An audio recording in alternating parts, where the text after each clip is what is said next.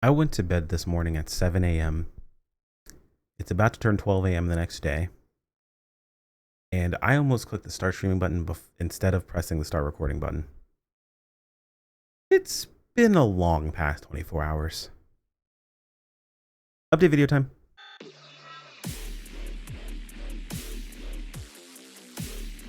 Yo, what's going on, my fellow scrolling here, and welcome back to the channel. So another maintenance has passed, is passing, or will pass, and I have another update video for you guys today. But if you're new here, hey, I'm Chrono. I make PSO2 videos. Much appreciate you subscribe. Helps the number get bigger. At least very much like the video if this does help you out, or maybe toss a comment, whichever works for you. Either way, let's get started. If you're asking yourself, why would I sit here and listen to this person read me information that I could read myself? You're absolutely right. Head over to ngs.ps2.com or ps2.com/players. Scroll down and then check out all of the stuff that usually has a little red dot next to it. That's usually the important stuff. Let's go ahead and talk about a couple of things that we see here listed.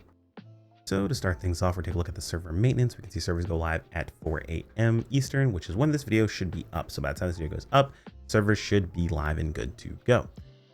Taking a look here. So we're now beginning the feature test for the conversational MAG AI MAI. We've talked about this already, like it's infinitum. It is what it is. If you don't like it, don't interact with it. This is a test situation. If they find people aren't using it, they're not going to move forward with it. So, but if you do, listen, we all are afraid of the same thing when it comes to this. Some of us afraid of two different things, and that's all I'm going to say about that. Moving on, we have a bug fixes. So fixed a bug causing quest support effects that offer increased damage boost in Splinter Realm Exploration. Splinter Realm Exploration, Realm Investigation Ruins to continuously deal damage when the player is incapacitated. So in case you don't know how the actual effects work that are in there, the increased damage boost isn't actually a damage boost increase. It's just an AoE that radiates around you that does more damage. So they're basically taking that and they're factoring that in with your damage overall. So it increases your overall damage, but isn't actually affecting your character. That was going off even if you were dead. So apparently that's not supposed to happen. I thought it was kind of funny, but apparently that's not supposed to happen. So they fixed it. Whatever, not really a big deal. The other one to talk about here is the EX Blight PB Burst 3 augment. So the effects of EX Blight PB Burst 3 augments may activate multiple times under certain conditions. We are aware of a bug where EX Blight PB Burst augments that is causing their, we're aware of a bug with this specific EX augment that is causing their effects to activate multiple times under certain conditions. We're currently working on a fix. Now I know there's some people who are like, see, I told you, they called it a bug. It's a bug. Yeah, they also called Julian Dance doing too much damage at the very beginning of the game a bug. It was just overtuned. They just needed to tune the number down. So yeah, no, sorry, this is just the terminology that's utilized. They just didn't realize an interaction that would exist. For those who don't understand what I'm talking about or know what's going on, for bouncers specifically, we have a specific PA. It's one of our gap closers that if it misses, basically it's like a sideways spin essentially. And for every rotation, technically it's a bit of damage, so every tick of damage. And for every tick of damage that doesn't actually land on something, when it finally does land on a target, as long as it lands on the target before the end of the PA, it does all of that damage at one time. Well, the way Blight EX or the Blight PB Burst 3 works is it has a cooldown after the target is hit once for 10 seconds. The student amongst you might have already started to understand, but because all of that damage happens at the exact same time on the target, even though it is multiple ticks, or even though it's all those ticks, it's all those ticks at the same time. So the game registers that as a single hit, which technically it is. If you actually look at your damage, it's pretty funny because you can see your DPS if you ever use that as like an opener.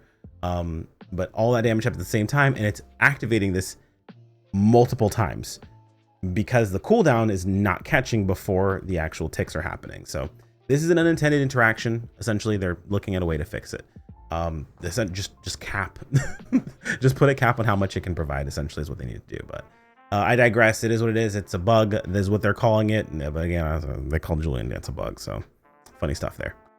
So moving on, we have the limited time urgent quest, Arcs Fight Fest. Now this is one of the first times in a long time where I am really excited for there not to be an LTQ, because I don't want any reason to not go into Splinter Realm. Splinter Realm has been probably the most fun we've had in the game for Guru Crest, which I'm actually going to talk about that in a video in the next few days. But it's probably the most fun I've had in a Guru style quest or a circle running style quest in a very, very, very long time. I'm not even sure we can really consider it a Guru quest, but it is what it is.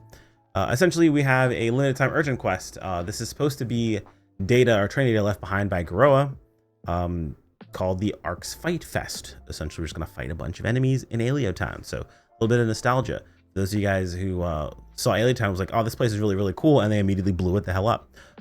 So like, kind of sucks that happened, but hey, we get an urgent quest in that area, so it will definitely be worth your time to go ahead and jump out of realm exploration, to of course take care of your urgent, and then pop back into realm exploration. We also have mission pass NGS season 57, so we can see armor accessory, luminous land, some ears, minecart B, blah blah blah blah blah blah blah blah. We also have the revival AC scratch, type 1, type 2 costume revival. It's just type 1 and type 2 costumes. I don't know how to really explain that one any further than what it actually is. So there you go. Cool stuff. Some of it is just type 1 getting type 2 costumes. Some of it is type 2 getting type 1 costumes. Some of it is actually making variants for either type. So it is not always the same across the board. Now, this is something I haven't looked at yet, but I figured I might as well tack it in here at the very end. So we have the ARC's investigative report. ARC's investigative report on NGS is out now, sharing various interesting data insights from NGS for its 5th anniversary. This is both from global and the Japanese version of the game. PS2 data is not included, so base PS2 is not included in this. So players, data on titles. So data collection period, NGS launch. So this started on NGS's launch to the 31st of March. Total titles released so far is 1,400. Total titles acquired by players is 66,274,438. Players who've acquired all titles, 7 ARCs. There are 7 players who have acquired all 14,007 titles in the game, including the limited time titles. Kind of crazy. The least acquired titles are Tames Trapper 3, which is complete the Tames Trapping Trial 500 times, and ARC's Advanced Instructor's Best Student 5. Complete 900 looping tasks available from ARC's Advanced Training Instructor Ronald Dean. So this requires you to essentially follow Ronald Dean's quests and continuously essentially you actually complete and then reacquire them over and over again. But you have to actually go and take down the targets that she mentioned. So I know for a while players were doing this just for title farming, so that was pretty cool, but yeah, it is what it is. Data on equipment. So the data collection period, this started again at this started March 31st last year, went to March 31st this year. So the top 10 most popular weapon camos are the Raven, the Nemesis, and Weapon Stealthing. I imagine this is because they're probably some of the best looking free camos that they give you, because these were given for, I think, just leveling or just like login bonus stuff or whatever. We also have Vershmil's Almighty, Claw's Almighty. Claw's Almighty is really, really good. So I understand why this is being used. The Gunblaze Almighty, the Graft Steel, I'm surprised at that one, Blood Almighty, Plasma Hands, and Gratis Almighty. So pretty cool there.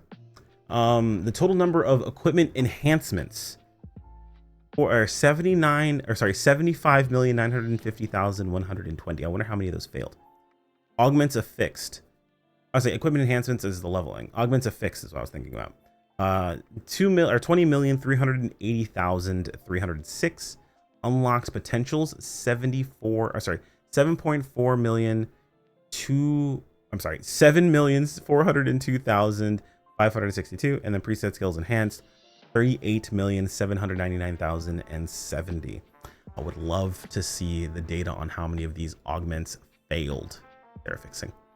Data on food and boosts. This is counted from the very beginning up until March this past year. Number of quick foods cooked 412,153,990. And the top 10 quick food ingredients: crisp Kavaris meat, 121 million. I think crisp Kavaris. So this was probably because of the farms. We used to do what was it called? There's a specific augment, Deft Farms. We used to do Deft Farms. I believe these started during Kavaris. And you also had to do quite a bit to get a specific weapon. So Deft Farm was very popular at that time frame. So a lot of people had tons of crisp Kavaris meat. So that just kind of worked out that way.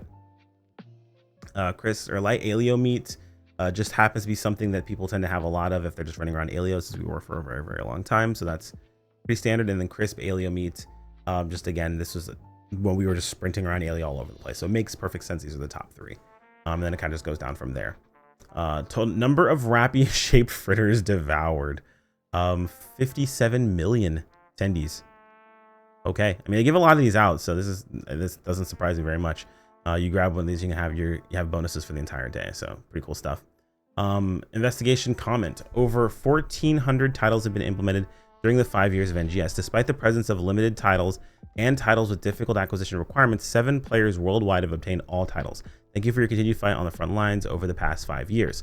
In the weapon camo investigation weapon stealthing, which has consistently ranked high in the past surveys, placed first in the JP only results. Meanwhile, on the global version, Raven showed extremely high popularity, ranking first in both the global and the global version and in the JP version combined global results. In the global version and in the combined JP and global results. So JP, their top was weapon stealthing. Global's top is global and global JP both had Raven as their top. In the quick food survey, as expected, meat ingredients that increase attack power were dominating the rankings. Among them is interesting to see that meat from Kavaris is the most popular. Perhaps tames raised in colder regions taste better. No, that was death farming. Finally, results show that you have scarfed down over 57 million platters of Rappy shaped fritters over the past 5 years. Keep up the appetite. Kind of cool. Little bit of extra information. Nothing too crazy though.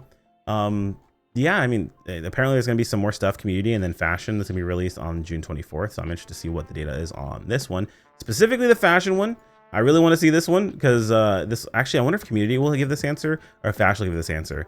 But I would like to see what they have for type 1 versus type 2, because we recently had a conversation about this on my Twitch channel about how very common it is for people to primarily play type 2. So that's kind of funny. Anyway, that's pretty much all I've got. This is a big, this is a big extra portion at the very end. So if you watched through all of this just because you were interested, hey, you're one of the real ones. Either way, like if you enjoyed, subscribe to keep with more. As always, thank you to the channel members as well as the Patreon members. You guys are fantastic, and I appreciate every single one of you. And I will see you all in the next video. Take care, my friends. Peace out.